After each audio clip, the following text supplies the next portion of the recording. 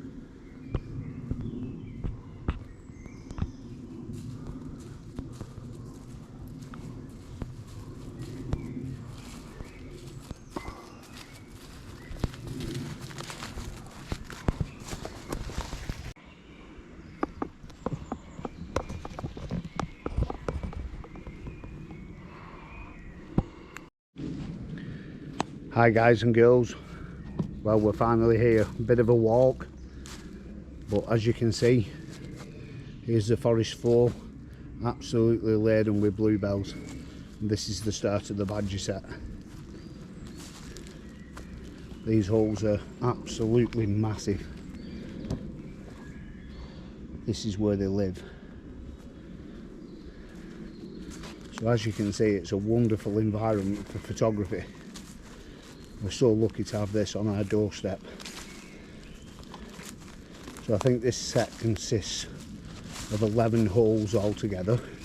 I'm going to show you a small number of them here, and then I'm going to get on to where we're going to get set up. Now, this at the minute is mid-afternoon, so we are not disturbing these holes. We've decided to come here and do the video in 2 halves, then it doesn't disturb them at all. At the minute they will be fast asleep down the holes. As you can see, it's very, very well established. This is the main breeding hole here.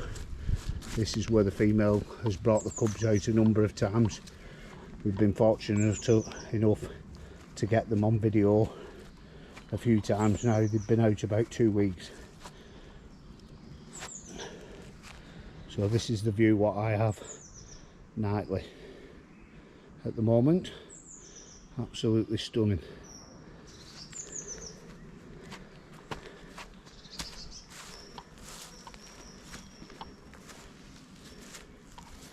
As you can see, there's chambers literally everywhere, and once it goes dusk, gets to about 10 o'clock, it's absolutely full of activity here and amazing to watch. As you can see, there's holes down there, holes under the holly bush here, there's holes absolutely everywhere. What a beautiful place. I'm going to take you up the bank here. This is where we're going to set up, and I'll show you my setup shortly.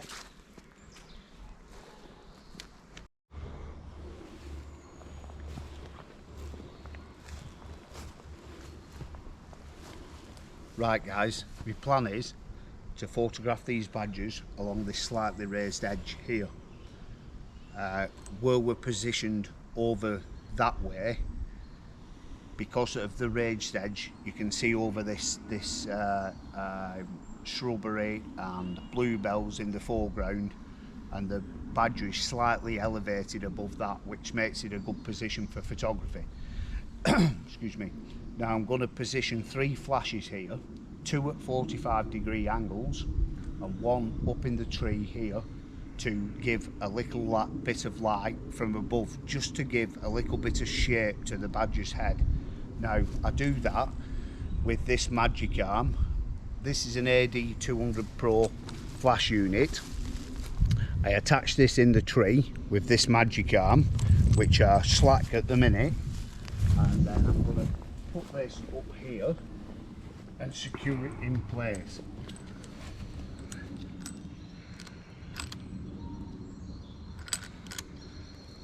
Now that's really tight there, that's not going to move off there, but as you can see, these magic arms, you can move them about. They're brilliant bit of kit until you tighten this little screw up in the middle.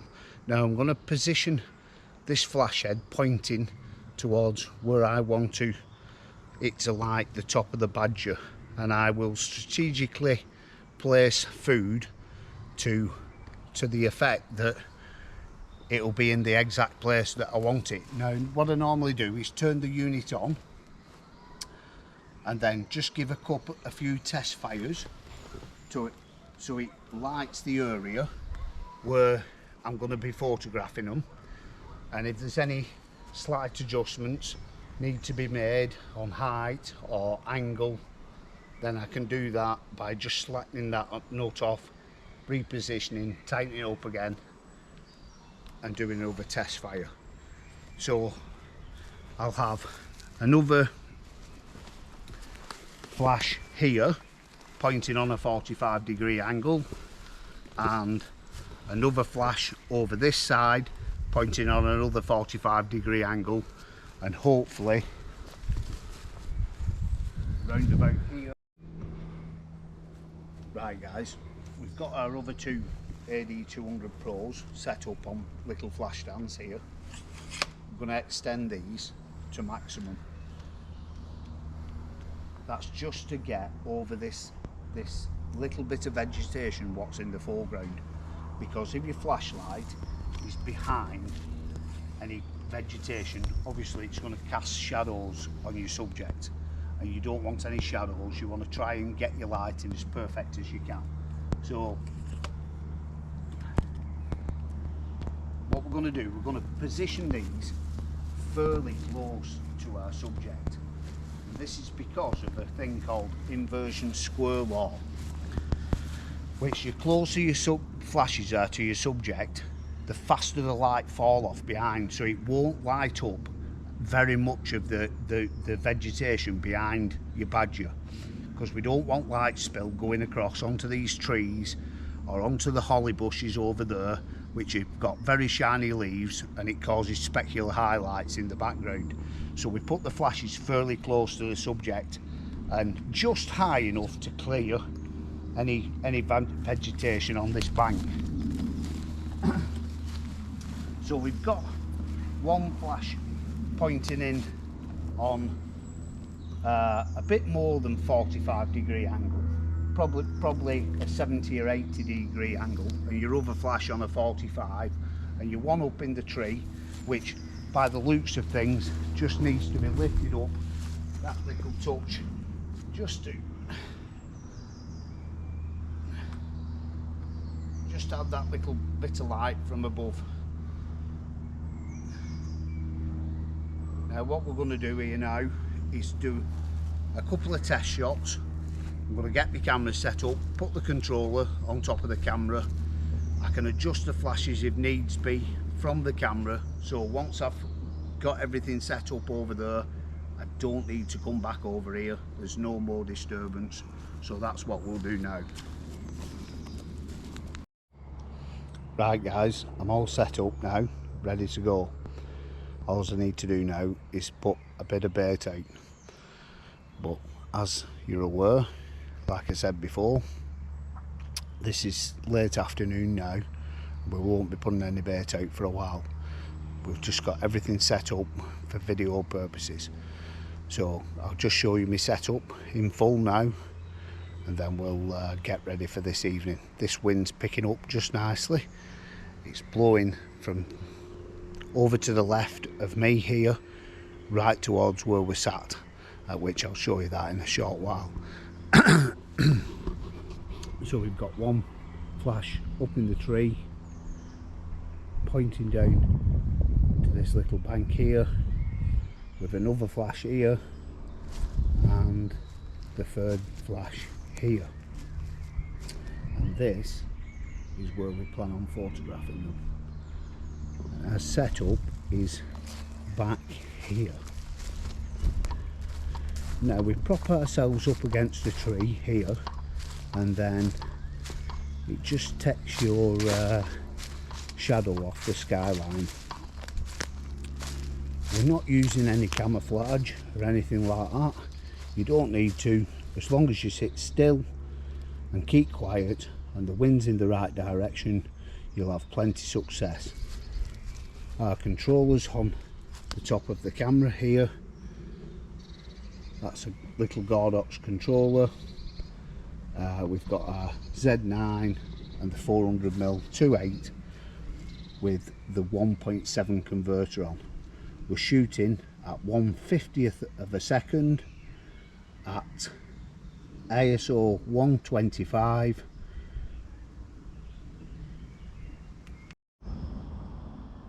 at f13.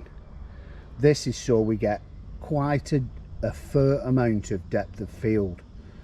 We don't want all the bluebells looking like the fuzzy and out of focus in the background, so we're trying to keep as much focus as we can. And with lenses of this quality, if you want to stop down, you're not going to get any degradation of image. To be honest, the Nikon 200 to 500 is absolutely superb for this kind of work as well. focuses well in the dark.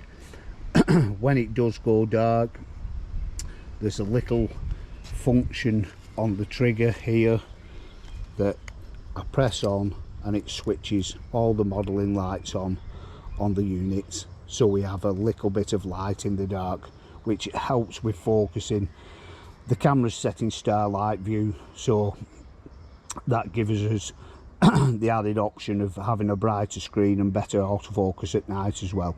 So we're ready now. Our setup is over there in the distance, probably 30 meters away, and we're set up now, ready. We're going to sit down, have a brew and get sorted, and then shortly we're going to put some food out and just waste a bit of time and wait for action to begin later on. So when the action begins, we'll be back to you.